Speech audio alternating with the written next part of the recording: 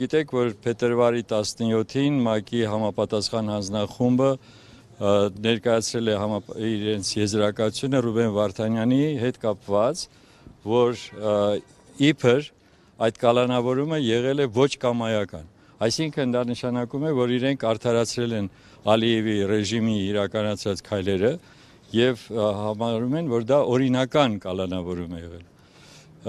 Վերջերս դուք գիտեք Լուիս Օկամպոն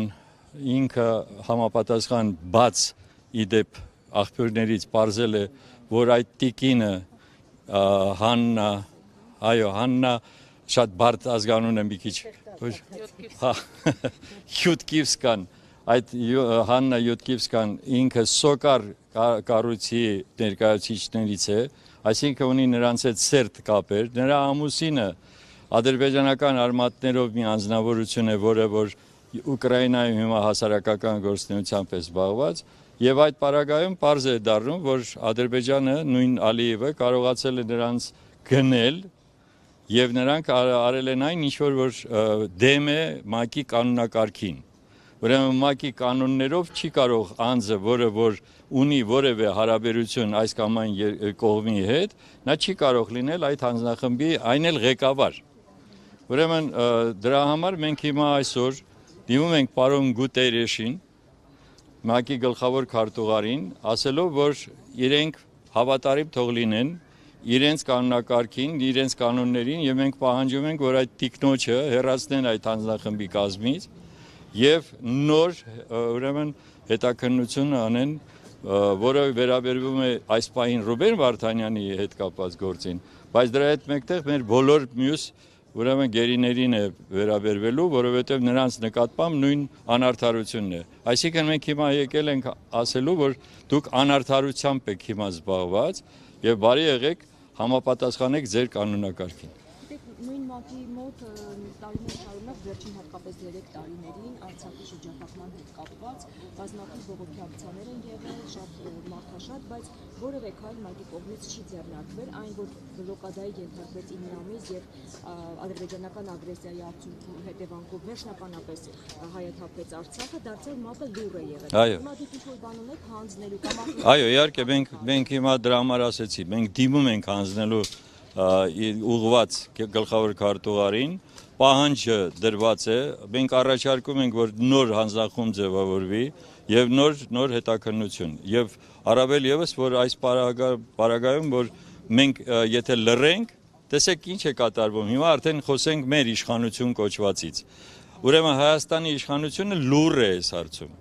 Ընդհանրապես որևէ, եթե չլիներ Օկամպոյի հայտարարությունը, ապա որևէ մեկը չէր իմանա, թե ինչ է կատարվել այդ ուրեմն ՄԱԿ-ի հետ կապված։ Ուրեմն մենք հիմա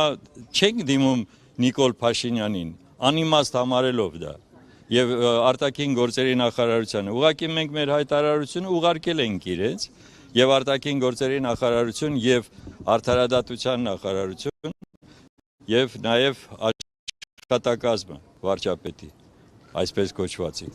Եվ այս առումով մենք դրա համար եկել ենք ՄԱԿ-ին ասելու, որ գոնե դուք հավատարիմ եղեք ձեր ընդունած որոշումներին։ Դուք եղեք անակարգ։ անտեսում է գերիների հարցը։ Միանշանակ, դա արդեն պարզ երևում է, չէ՞։ Գոնե այս պարագայում կարող էին նրանք որևէ մի բողոք ներկայացնեին։ Եթե նրանք շահագրգիռ են, որպեսզի մեր պատանտները, մեր գերիները վերադառնան, սա ամենալավագույն առիթն էր, որպեսզի իրենք համապատասխան ձևով հայտարարությամբ դուրս գային կամ նաև պահանջով։ Այսօրվա իրավիճակում արտաքին գործերի նախարարություն եւ արդարադատության նախարարությունները որևէ խոսք չեն ասում։ Դա երևում է նաև նրանում, որ այդ խաղաղության պայմանագիր կամ համաձայնագիր կոչվածում անգամ որևէ կետ չկա, հա, գերիների վերադարձի, վանի մասին էլ այստեղ ասել, որ անտեսել են, դա Չէ, դա անտեսում չի։ Դրա անտեսում չի, դա ուղղակի նրանք բացարձակ շահագրգիռ չեն, որպեսզի մեր գերիները վերադառնան, սա բացահայտ է արդեն։ Ոնց կարելի է պատկերացնել, որ պետությունը, որը իր քաղաքացիներին, իսկ նրանք բոլորը մեր Հայաստանի Հանրապետության քաղաքացիներն են, որևէ մեկի շահը չեն պաշտպանում, ինչի մասին է խոսքը։ 3 Գազայի խաղաղության համաձայնագիրներ, այսինքն լավագույն առիթ, որպեսզի այդ ամբիոնից Փաշինյանը, որ Թրամփը կար, Այո, Շարմ էլ Շեյխում, այո, այդ խաղաղության այսպես կոչված համագումարում կամ չգիտեմ սամիթում ինքը հանդես գար եւ ասեր, որ ինչ անարդարություն է, բայց դա լեզուն չի պտտվում, չէ՞, մի հատ Ալիևին մի հատ թարս խոսք ասի, դա բացահայտ է ախր։ Դրա համար մենք հիմա ես չգիտեմ վախ թե ուրիշ մի հանգամանք է, բայց դա ինձ չի հետաքրքրում։ Ոչ մեկից չի հետաքրքրի թե նրան ինչն է պատճառ, որ նա ձայն չի անում։ Ինքը չի անում այն, ինչ որ պարտավոր է անել։ Ինքը չի պաշտպանում Հայաստանի Հանրապետության շահերը։ Ինքը վարչապետ է, որպեսզի անի ամեն ինչ, որպեսզի մեր քաղաքացիները լինեն պաշտպանված։ Ինքը դա չի անում։ Եվ հիմա դրա մասին նորից խոսել, չխոսել, դրա համար մենք ստիպված ենք, տեսեք, ստիպված ենք եկել, որ դիմենք ՄԱԿ-ին։ Այս սրա մասին է խոսքը։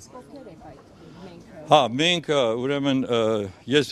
ներկայացնում եմ Հայաստանի դեմոկրատական կուսակցության նախագահն եմ եւ նաեւ միասին շարժումը, սա միասին շարժման ակցիան է, որում